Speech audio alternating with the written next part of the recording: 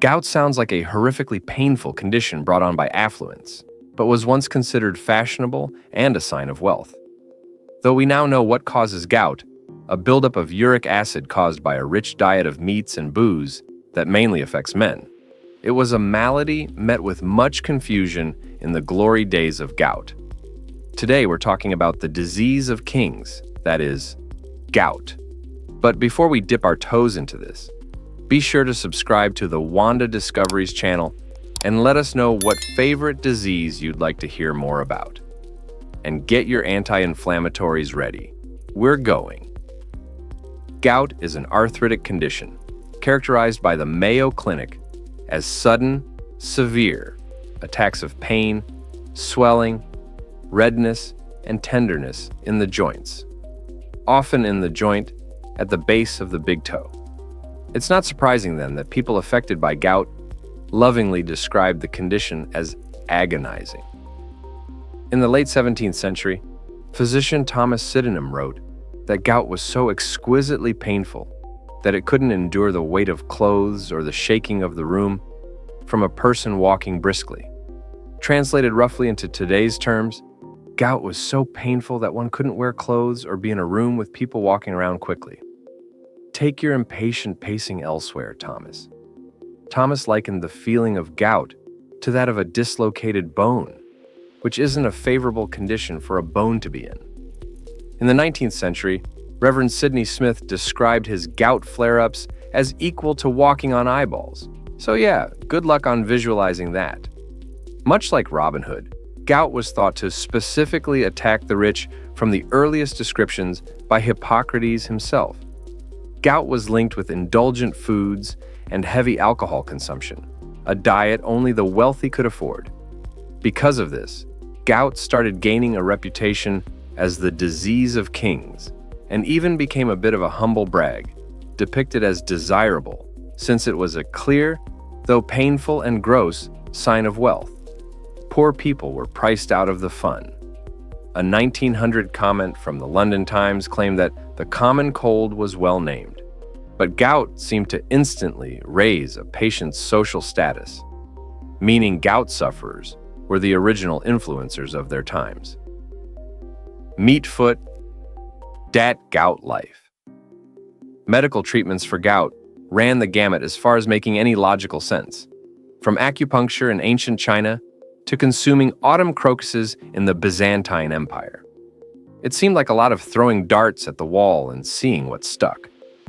But the strangest remedy of all came from a 1518 medical book with a terrifying recipe for better health. Eat a fluffy little kitten. Physician Lauren Fries described this on-level gout treatment recipe as roasting a fat old goose stuffed with chopped kittens, lard, incense, wax, and rye flour. No, but we're not done yet. Once you eat this kitten-stuffed goose, take the drippings from this creepy turducken Thanksgiving centerpiece and apply it to those achy, gouty joints like you would Bengay. And just to state the obvious to everyone, this concoction did not cure gout. The closest thing to a cure came from the Byzantines. Today, colchicine is used to treat gout, which is made from the autumn crocus, not adorable house pets. You know what they say about a man's foot size? Well, they took that extremely seriously from the 16th to the 18th century. Many during this time thought of gout as an aphrodisiac because nobody ever understood what a woman wanted. In 1588, essayist Michel de Montaigne declared, "When a man's legs are in a weakened state, the genital parts are fuller, better nourished, and more vigorous. Nasty and wrong gout of the junk is not a thing, though no need to add that to your Bumble profile."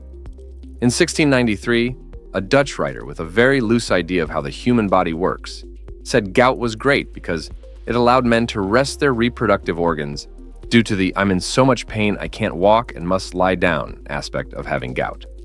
He said, "For when a patient suffering from gout is forced to lie on his back, anyone who knows the channels of sperm traced to their source in the kidneys can easily and at his leisure comprehend that the loins and kidneys are hot and inflamed. If you should find yourself with hot and inflamed kidneys, please go to a hospital immediately. no matter how excited you may also feel. The oldest description of gout dates back to 400 BCE by Hippocrates himself.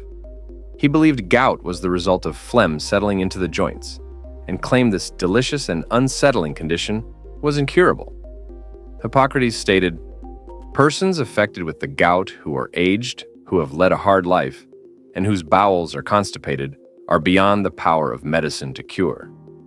Hippocrates went on to assign the disease cute little nicknames, terming gout the unwalkable disease and arthritis of the rich, since he also noticed the correlation between an indulgent diet of rich food and wine and contracting fat beef foot disease. For centuries, the most glaringly apparent and widely understood trait associated with gout was its preference for the feet. The ancient Greeks referred to gout as pata gras, or foot grabber, due to the affliction's favorite place to settle in and get cozy. The big toe of the poor, or in most cases, decidedly not so poor, gout sufferers. In the 17th century, our old pal Thomas Sydenham noticed this, describing a gout flare-up waking up a patient with pain that usually seized the great toe, but sometimes the heel, calf of the leg, or ankle. Today, doctors chalk up gout's foot fetish tendencies to the extremities not being as warm as other parts of the body. The big toe, in particular, collects a buildup of uric crystals, gout's power source and favorite food, because it's used the most frequently. The Boston Tea Party, a major step toward the American Revolution, and the most tea ever spilled before Twitter, may not have even happened if not for gout. William Pitt the Elder, Britain's leading statesman, was suffering from a gout flare-up during the parliamentary debate of the Stamp Act in 1764. Once he recovered, Pitt pushed to repeal the act, saying, "Americans are the sons, not the bastards of England. As subjects, they are entitled to the right of common representation and cannot be bound to pay taxes without their consent." Yet another twinge of gout caused Pitt to miss another parliament meeting in which members agreed to impose a high tax on tea imported to the American colonies, which led to people dumping tea into a river over a boat to show the English where they could stick their higher tax tea. If only Pitt had been there to argue his case, the Boston Tea Party might never have been a thing. Henry VIII, who we recently did a video on, was a hot-tempered, murderous king who got rid of a couple of wives and obsessed over his lack of a male heir. But did you know he also had gout? Yes, but hardly the only ruler to suffer from the disease of kings.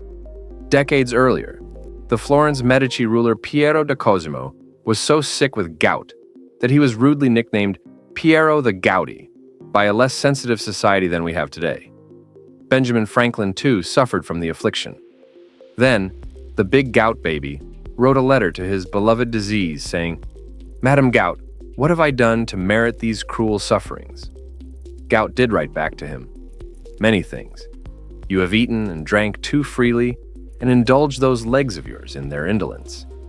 Pretty cool to write fan fiction of your crippling and chronic disease, but that's crazy old Ben Franklin.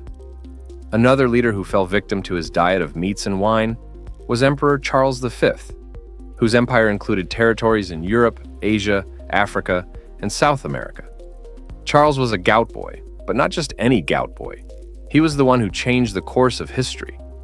Due to his meaty diet and love of beer and wine, including a novelty-sized four-handed drinking mug, his gout flare-ups were so severe that during his clashes with the French, he could barely lead. After the French took Metz in 1552, the emperor was suffering from gout so badly that he called off the attempt to recapture it from the French, handing them an important victory and bumming out the emperor's army.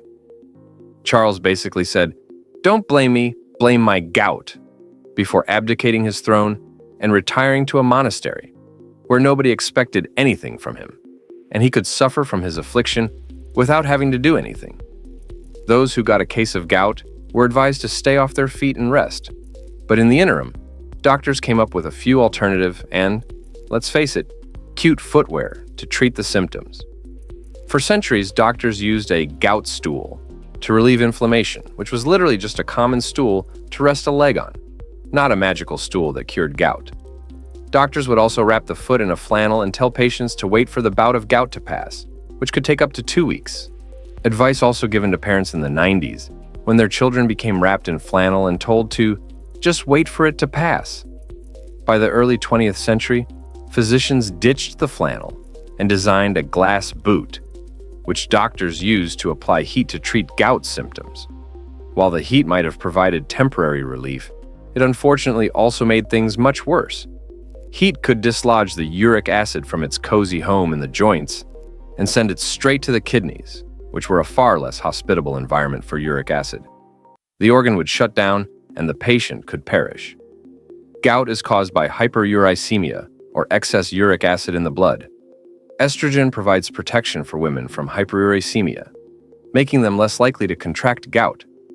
However, as women age and experience menopause, estrogen decreases. While their opportunities for gout, unlike their opportunities for meaty film roles, increase. Doctors have also discovered that gout likes to keep it in the family, finding up to 80% of gout sufferers come from a family of fellow gout sufferers. Nepotism does work against people sometimes. First recognized as a form of arthritis in 1848 by Alfred Baron Gerard, the condition continues to affect millions of people today. In fact, doctors are seeing cases of gout rise, with the affliction affecting 8.3 million people in the United States alone as the US population becomes older and heavier. With food and wine being so tasty and exercise being so, yeah, I'll start it next year. Doctors should probably expect those numbers to continue to climb, as should gout's social status. Because Jared Leto and Dick Cheney are two notable people who both have the affliction. So, have you had to deal with gout? Do you feel shame? Let us know in the comments below. And while you're at it, check out some of these other videos from the Wanda Discoveries channel.